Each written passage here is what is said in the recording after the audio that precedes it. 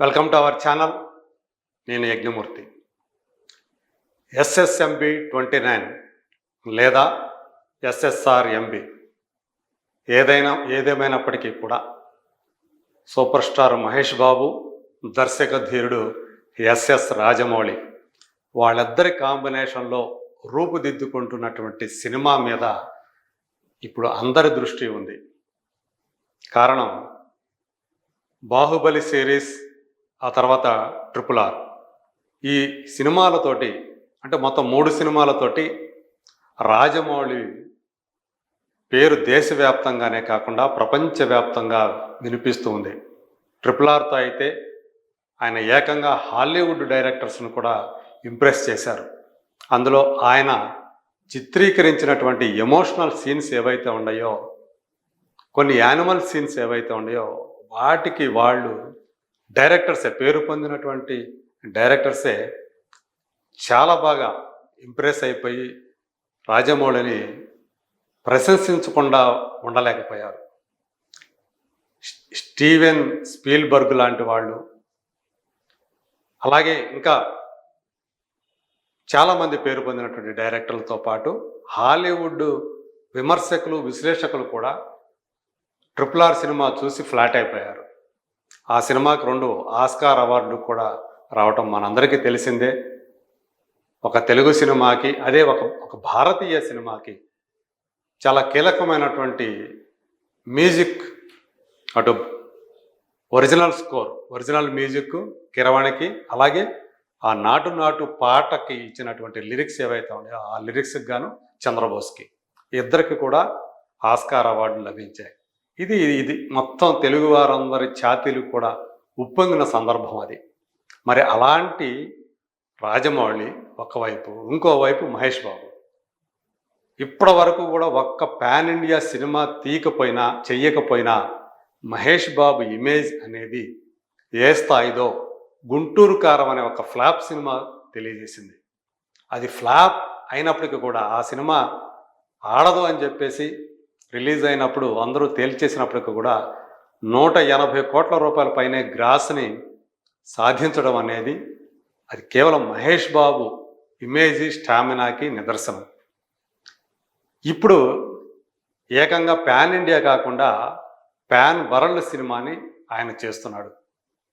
దీంతో ఖచ్చితంగా మహేష్ బాబు ఇమేజ్ ఇప్పటి వరకు ఏ తెలుగు స్టార్కి లేని రీతిలో గ్లోబల్గా పరివ్యాప్తమవుతుందని చెప్పేసి ఆయన అభిమానులే కాకుండా ఇండస్ట్రీ వర్గాల వాళ్ళు కూడా ఆశిస్తున్నారు. దుర్గా ఆర్ట్స్ బ్యానర్ మీద doctor KL Narayana, S Gopal Reddy నిర్మిస్తున్నటువంటి ఈ సినిమా షూటింగ్ ఫస్ట్ షెడ్యూల్ జరుగుతుంది. ప్రియాంక చోప్రా ఇందులో ఒక కీలక పాత్ర పోషిస్తున్నారు. మొదట్లో ఆమె హీరోయిన్ అని చెప్పేసి వచ్చింది వార్త, కానీ తర్వాత కాదు అనే సమాచారం కూడా బయటకు వచ్చింది. ఇండోనేషియాకి సంబంధించినటువంటి ఒక తార ఈ సినిమాలో హీరోయిన్గా నటించబోతోంది అనే ప్రచారం అయితే ప్రస్తుతం జరుగుతూ ఉంది. అది ఎంతవరకు నిజం ఏంటనేది రాజమౌళి నోటి నుంచి వస్తే తప్ప ఎవరికీ తెలియదు. అసలు ఈ సినిమాలో పలానా వాళ్ళు యాడ్ చేస్తున్నారు, ఈ సినిమాకి పలానా వాళ్ళు క్రూగా పనిచేస్తున్నారు అనే విషయం కూడా ఇంతవరకు అఫీషియల్గా ఎవ్వరూ కూడా చెప్పలేదు. అంత చడీ చప్పుడు లేకుండా ఆయన తన పని తాను చేసుకుపోతూ ఉన్నాడు. సో ఇప్పుడు అంటే ఆయన మహేష్ బాబుని సింహంతో పోలుస్తూ ఆ మధ్య అంటే షూటింగ్ ప్రారంభానికి ముందు పెట్టినటువంటి ఒక పోస్టు అది ఎంత వైరల్ అయిందో మనకు తెలుసు. సింహాన్ని బోనులో బంధించాను, ఆ సింహానికి సంబంధించినటువంటి పాస్పోర్ట్ని నా చేతుల్లో పెట్టుకున్నాను అని ఆయన చేసినటువంటి ఆ వీడియో, ఆ పోస్టు అందరి దృష్టిని ఆకర్షించింది. సో దానికి మహేష్ బాబు స్పందించడం, ఒక్కసారి కమిట్ అయితే నా మాట నేనే విన్ను అని ఆయన కామెంట్ పెడితే ప్రియాంక చోప్రా ఫైనల్లీ అని చెప్పి ఒక షూటింగ్కి వచ్చినట్లుగా ఆ ఎమోజిని కూడా ఆమె జోడించారు. అంటే ఇక షూటింగ్కి వచ్చేసినట్టుగా, మొదలైపోయింది అన్నట్టుగా మన అందరికీ మొదలవుతుందని అందరికీ అర్థమైపోయింది. మరి ఇప్పుడు నిజంగానే ఆయన సింహంతో పోల్చడం మహేష్ బాబు ఏమో కానీ ఇప్పుడు ఇంటర్నెట్ని షేక్ చేస్తున్నటువంటి ఏదైతే ఉందో ఒక చిన్న వీడియో, అది అందులో మహేష్ బాబును చూసి అందరూ కూడా షాక్ అయిపోతున్నారు. నిజంగా సింహం జూలు, మేల్ లయన్కి ఎలాంటి జూలు ఉంటుందో ఆ తరహా జూలుతోటి, అంటే జుట్టు అంతగా పెంచేసేసి, పొడవుగా పెంచేసి ఆయన అలా కనిపిస్తున్నారు. అది ఎలా వచ్చిందో బయటకు వచ్చేసింది. ఆయన అద్దం ముందు వెళ్ళి చూసుకొని మళ్ళీ యువతలకు వచ్చేసినటువంటి ఆ చిన్న వీడియో ఇప్పుడు ఇంటర్నెట్ని షేక్ చేసి పడేస్తుందనేది నిజం. సో అభిమానులందరూ కూడా చాలా ఉత్సాహంతో ఆ వీడియోని పదే పదే షేర్ చేస్తూ దాని గురించి మాట్లాడుకుంటూ ఉన్నారు. సో ఖచ్చితంగా అంటే ఈ సినిమా కోసం ఒక కొత్త లుక్లో, అంతకుముందు ఆయన అంటే ఈ జుట్టు ఇక్కడ మనకు కనిపిస్తుంది, ఈ పొడవాటి జుట్టుతోటి మనకి కనిపించినప్పుడే ఈయన ఏంటి జీసస్ లాగా జుట్టు పెంచేశారు అన్నట్లుగా మాటలు వినిపించాయి. చాలామంది అలా వ్యాఖ్యానించారు. సో నిజానికి ఆ జుట్టు అలా అయిందనేది మనకి తెలుస్తూ ఉంది. సో ఒక కొత్త లుక్లో అది కూడా ఈ సినిమా కోసం ఆయన ఎంత కష్టపడ్డాడంటే, ఇప్పటి వరకు కూడా ఆయన చేసిన 28 సినిమాలు ఒక ఎత్తు అయితే, ఈ ఒక్క సినిమా ఇంకొక ఎత్తు అని చెప్పేసి ఆయన సన్నిహితులు చెప్తున్నారు. అంతగా ఆ పాత్ర కోసం ఆయన కష్టపడుతున్నారు. ఇదివరకు ఆయన ఒకసారి శ్రీమంతుడు సినిమా కోసం చాలా ఫిట్గా తయారయ్యి కనిపించారు ఆయన. ఆ టైంలో కూడా కష్టపడ్డాడు ఆయన. కానీ ఈ కష్టం అలాంటిది కాదు. దీనికోసం రాజమౌళి ఆయన్ని దుబాయ్కి తీసుకువెళ్ళారు.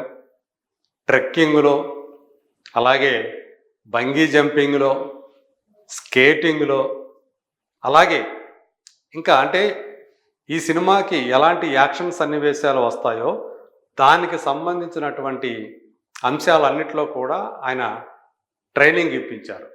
అలా శారీరకంగా చాలా శ్రమ చేశారు ఈ సినిమా కోసం. ఇప్పటివరకు కూడా అంత శ్రమ ఆయన ఏ సినిమా కోసం పెట్టలేదు. సో అది రాజమౌళికే చెల్లుతుంది. ఇట్లాంటి హీరోల్ని తనకు కావాల్సిన విధంగా మార్చుకొని వాళ్ళని అలా అంటే ఒక ట్రాన్స్ఫర్మేషన్, అది వరకు ఉన్న లెక్క వేరు, వాళ్ళు ఆయన చేతిలోకి వచ్చిన తర్వాత వాళ్ళు ఆయన ఎలా కావాలంటే అలా మారిపోతారు. అలా తను ఇంతకుముందు ఏ సినిమా చేసినా అదేవిధంగా రామ్ చరణ్ కానివ్వండి, జూనియర్ ఎన్టీఆర్ కానివ్వండి, RRRలో ఆయన వాళ్ళని ఎలా మలిచారో మనం చూసాం.